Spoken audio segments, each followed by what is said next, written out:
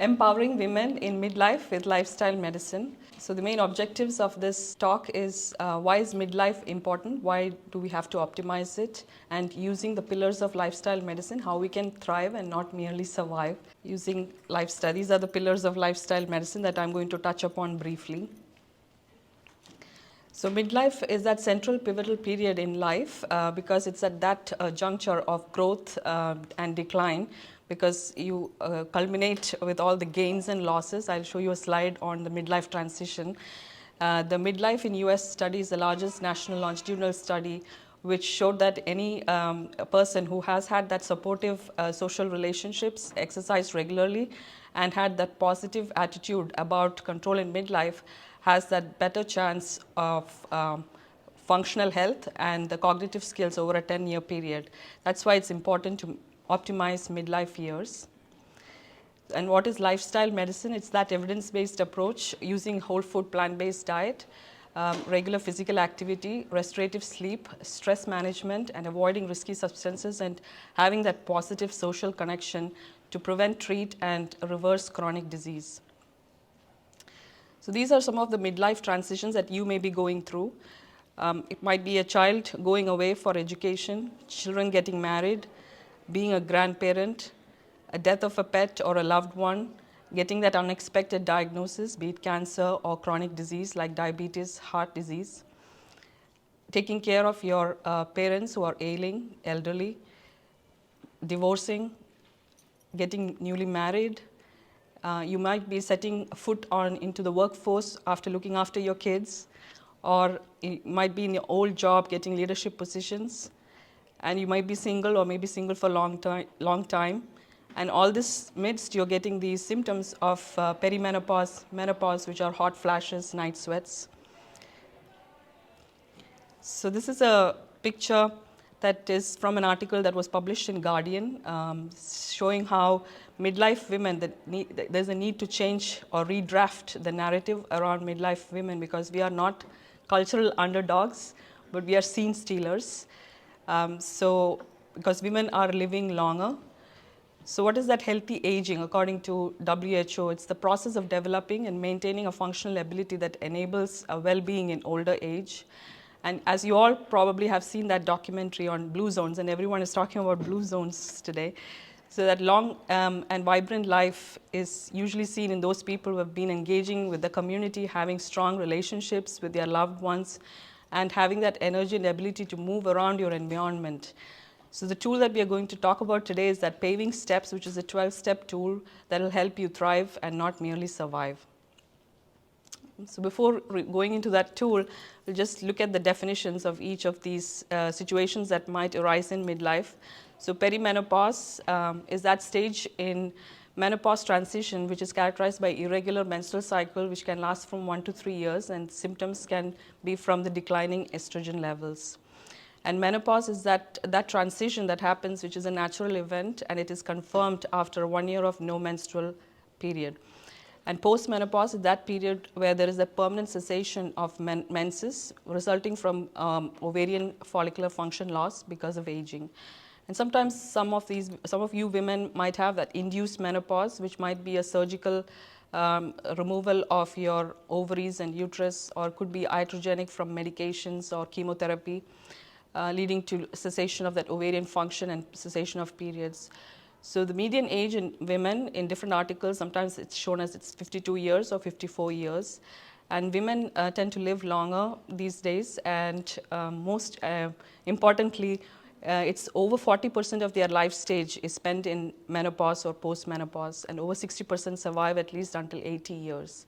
So it's important that you do not ignore these symptoms of hot flashes, night sweats, mood changes, urinary incontinence, vaginal dryness, and also do not ignore any other symptoms that may arise around it, and to seek professional help to improve that physical and mental well-being. So the tool that we use today is using the self-coach approach, which is using your curiosity, openness, compassion, appreciation, and honesty to see if you are doing all these pillars of lifestyle medicine to keep that healthy, vibrant life. So these are the 12-step tool. I'm not going to read it out, but we're going to touch upon it briefly. So first, the attitude. So your attitude can influence your actions and interactions with others, and that the attitude that you project aligns with what you want to say to the other people. So you always want to give yourself that grace and compassion, check in with yourself to instill a growth mindset for that positive attitude in midlife. So it's always important to get that accurate information and education as to what you're going through, and reminding that you're not alone and that many women around you are going through the same thing. It's important to have that compassion to yourself and your body and engage in self-care. I think we already got that talk on self-care, and express that gratitude by doing that self-talk, so that you get that improve physical and mental health, reducing your anxiety and depression, because body dissatisfaction can lead to anxiety and depression. And always remember, professional help is available. Some of these activities that can induce positive attitude in midlife, like how others touched upon, is either volunteering in the community, reading an uplifting book, or listening to an uplifting podcast, doing something fun with the people around, and trying to get your own tribe and live in with their presence by doing activities with them. And always go out and be one with nature. Activity, again, aging and reduction in that estrogen level can lead to a change in your glucose tolerance and might impair or change the cholesterol pattern. And also there is a fat redistribution, and that's why you may gain weight and have these chronic conditions like heart disease, stroke, type 2 diabetes. It can also lead to wear of your bones, so leading to osteoporosis, and can get other diagnoses like cancer and dementia as well. Along with that, there are these symptoms which are related to perimenopause, menopause, which are mood changes, fatigue, muscle aches, hot flashes, night sweats. And because of the wear of the bones, you can have false risk, and there is a loss of lean muscle mass. These all can lead to stress as well. So physical activity can improve all this, and there is need to be a commitment to being fit. And how you can have that commitment is by prioritizing, making an appointment with yourself and schedule your day and get that aerobic activity, the strength training, or if you cannot do any of these, is at least having that joyful activity, something that you like, a fun activity that you can do, like dancing or hula hoop. And you can also adapt. Some of my patients say, I have 3 jobs. I'm driving my kids around, so you can adapt in between. While you're cooking, you can lift food cans. It's just 15 to 30 seconds every hour or half an hour. You can do that break for some activity. And you can do this, the guideline is actually 150 to 300 minutes per week of aerobic activity, and with 2 non-consecutive days of strength training. If you can incorporate that, and that you can get that vitality and youthfulness. So in midlife, what is more important is the pelvic floor strengthening, which is usually you do this Kegels exercise, and you can do that anytime when you're sitting in your office chair, when you're driving. So that's the Kegels exercise, and core strength is important for your abdominal and back muscles, which can help you improve your posture and thereby your self-confidence and self-esteem. And bone strength is by doing that stretches and doing some weight-based training, jumping, skipping, resistance training. You have to include some variety in your life, and variety is usually seen by either you can volunteer, learn a new dish, cook a new dish, learn a new skill, and using this variety in your life can improve your cognition, brain health, and reduce the need to binge eat or substance use. The one thing I always tell my patient is to incorporate, if you're doing any kind of mundane activities, and even I do this by doing laundry or doing dishes, you can listen to a podcast or doing some singing if you sing. So just touching upon the nutrition, I think we got a good nutrition talk this morning. So basically this is the whole food plant-based plate, where half the plate is with fruits and vegetables, and 1/4 of the plate with the plant proteins, legumes, nuts, and then there is these whole grains with fibers. I also tell my patients, when you're drinking water, you can use some turmeric, fennel, or sage to help, in their water to help with the flavor and also improves their symptoms. Adding herbs and spices in their cooking. The protein needs in women about 46 grams daily. Fiber is like 21 grams per day, and including prebiotics in their diet. I think we'll have a GI talk soon. And probiotics, fluid intake 60 to 90 ounces, and calcium of 1200 milligrams per day. The best is the diet sources and the vitamin D and low salt. Some of these foods that are encouraged, as you know from morning, is the whole foods, rainbow of plant foods, eating fruits and vegetables, herbs and spices, legumes, seeds, nuts, and increasing the intake of soy with soy milk, tempeh, edamame, tofu. And what is not encouraged is these fried foods, ultra-processed foods, foods that are added sugars, meat, especially the processed meats, and avoiding alcohol intake. Old ways has different food pyramids that fits different cultures. So this is one for the vegetarians. And then we also need to include foods that support the hormonal balance, which mainly are pumpkin seeds, flax, chia seeds, almonds, the green cruciferous vegetables, and you might need some supplements of vitamin D and B, but otherwise generally you get everything else from the diet. And plant proteins, at least 3 servings, which are mainly the soy milk, edamame as a snack, the legumes, nuts.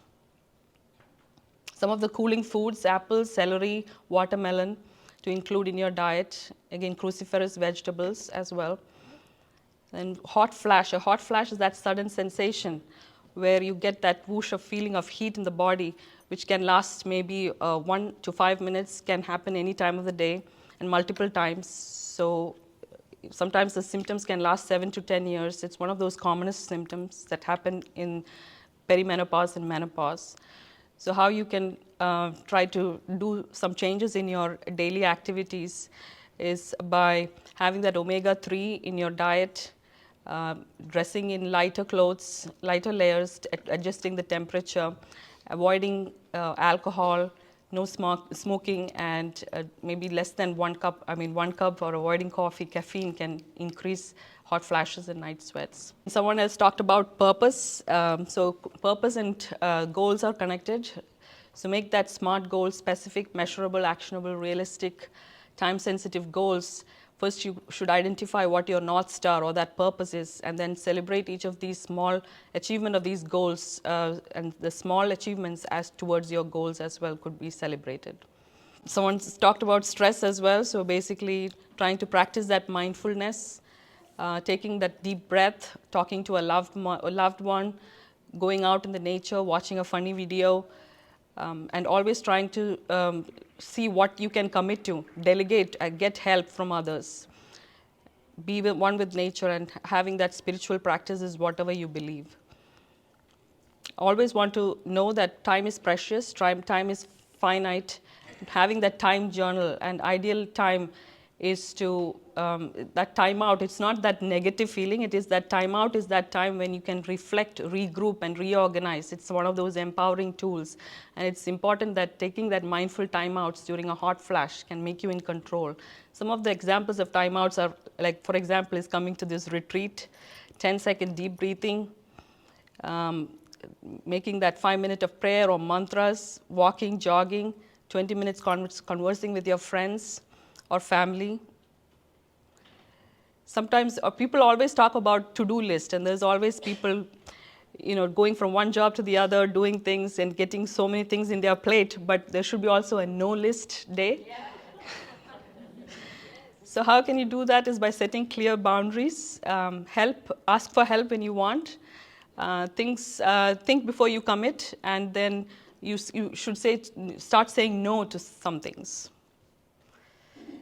And this is a way to know about your energy. It's measured as spoons. Again, it's Christine Mizrandino who who is actually a blogger and writer who was going through lupus, described energy as spoons. So you want to see what your energy boosters are, what your energy drainers are, trying to journal it and prioritize activities, be around uplifting people and place, take breaks. And energy also has this connection with your purpose. So this is a journal for, again, what your purpose is, trying to write down what your goals, habits are. It's like writing your own autobiography. And so basically jotting down your mission statement based on your beliefs, on your spirituality, and that helps you to fix what your purpose is and helps you to get that energy and set your goals. Again, sleep, it's very important. You have to get your environment ready for the sleep. Basically, bed is used only for sleep and sex, and you have that regular time. Again, so many of my patients, they have this time, they're just watching TV at night. So again, I say no screen, at least an hour before, trying to wind down that sleep hygiene. Bedroom lights, music, you can use music, but no devices. Staying hydrated, doing that activity, exposure to sunlight during the day. And always, if there is worse problems with your sleep, you can always use cognitive behavioral therapy for insomnia. So night sweats, again, the same thing, eating those soy foods, colorful foods, taking that gentle yoga, stretches, and then the quiet room. Social connection, it's one of the most positive things to have, most important thing, the predictor of human happiness, and also improves the blood pressure and heart rate. So some of the unexpected diagnosis, cancer, you can always want to eat more of those anti-inflammatory foods, antioxidant foods, and use moist methods of cooking, and more fiber than what is recommended. These are some of the resources that I used. Blue Zones, Next Level is a book that you can see if you want to know more about exercise in menopause and perimenopause activity that you need to do. And then Paving Women's Path Through Menopause. All of this work is from Dr. Tollefson. This is one of those journals, how to, how you can score what you have done using the lifestyle pillars. So basically, take action if you're not already doing, or if you're doing, continue to take that action for healthy body, joyful heart, and peaceful mind. Thank you.